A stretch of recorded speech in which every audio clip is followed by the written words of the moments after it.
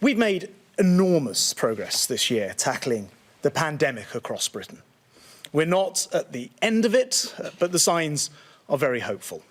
That progress has been hard won by the speed and success of our NHS vaccination programme, by the huge scale of our testing, and by the sheer sacrifice and the discipline of the British public.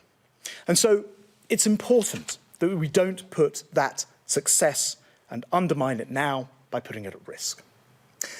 Getting a vaccination feels like being given your life back. The newly vaccinated, thanking the wonderful volunteers, people in tears of relief. But as well as the joy, there's also concern about resurgence of COVID, and it's a caution we absolutely share as a government.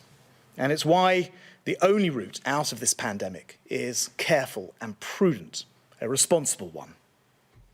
Of course, we're also, as a nation, a group of people who thrive on travel, a nation with family ties across the globe.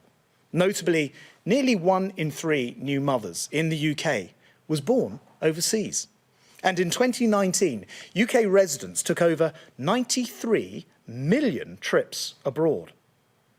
So I'm glad to be standing here today announcing the first, albeit tentative, steps towards unlocking international travel. We want a summer in which, with the help of vaccines and testings, we can reunite families and friends, travel to places we love. We want to start looking outward again. Whilst COVID has isolated us, travel reunites us, even if video calls have kept us all connected during the very long lockdowns. There's simply no substitute for human contact. Travel is, of course, also absolutely crucial to rebuilding our economy, bringing long-awaited relief to hard-hit airlines, airports, the tourism sector, which taxpayers have spent £7 billion in supporting. But I have to be absolutely straight with you. Our success in combating COVID here, with 2/3 of adults now vaccinated, is not yet replicated in many places abroad. We in this country have managed to construct a fortress against COVID, but the disease is still prevalent in other parts of the world, most notably at the moment in India.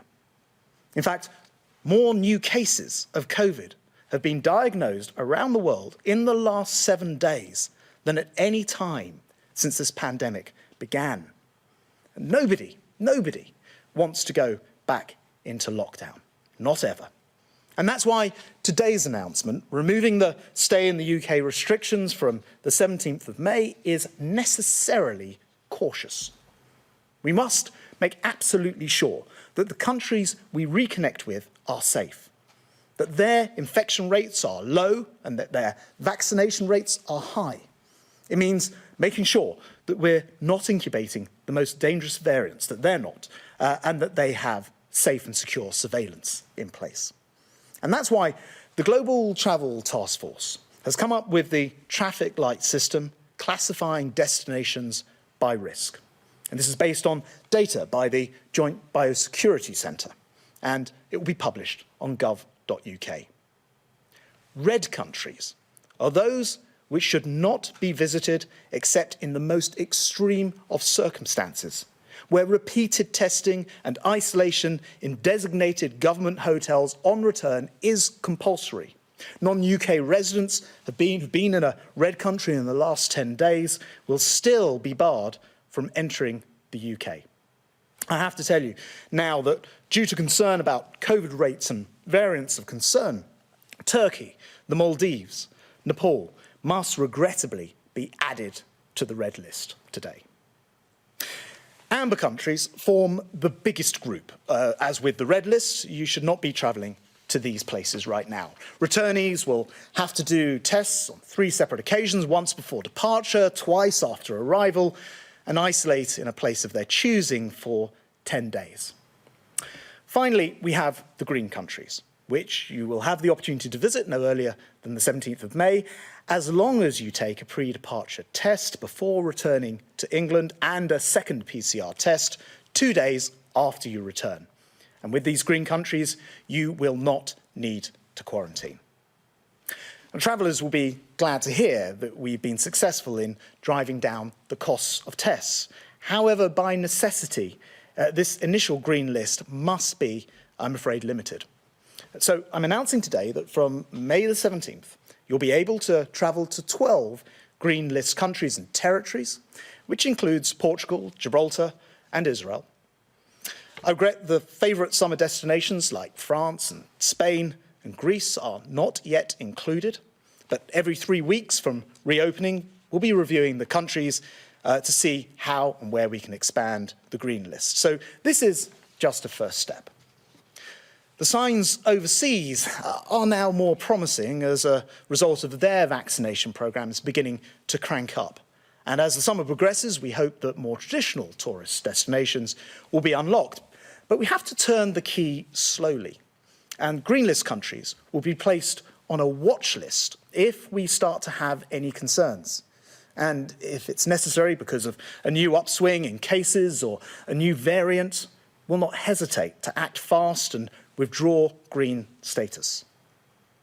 So it's up to you to check thoroughly before travelling. And if you're thinking of booking a holiday in a green list destination, please check the restrictions applying to new arrivals. You can get this information on Gov.uk, and it is important because each country has its own restrictions.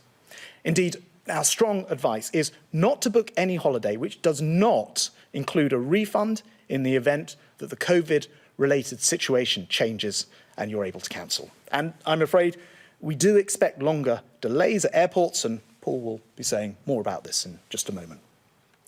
But all these measures are necessary to protect us from new variants and guard against a resurgence of infections. And that is why the UK has now developed the most comprehensive testing regime on the planet, testing up to 2 million people per day, mobilising our world-leading genome sequencing to spot mutations that could lead to new variants.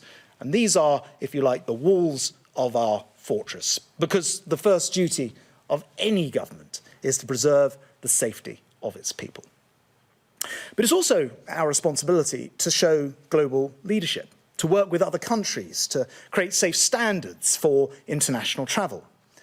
These were the issues I discussed with the G7 transport secretaries when I chaired a meeting with them earlier this week. And I was able to set out our own traffic light system. As part of international leadership, the government's working to develop these standards, global standards for digital travel certification. So from the 17th of May, English residents will be able to use their existing NHS Health app to gain access to their vaccine records. Alternatively, they'll be able to request a paper letter to verify their vaccination status. Now, before I finish, let me make one final point. I know that there are many people watching who might want restrictions to be lifted faster and to go further. And there are, if anything, more people who prefer us to go at a slower pace. What unites us all, I think, is the belief that we don't want to return to the days of misery and suffering and loss. We must keep our fortress built at such a huge cost to all of us secure until brighter days when unrestricted travel will allow us to meet people who mean the most to us. For now, we must tread carefully, respecting the science that will guide us along the way.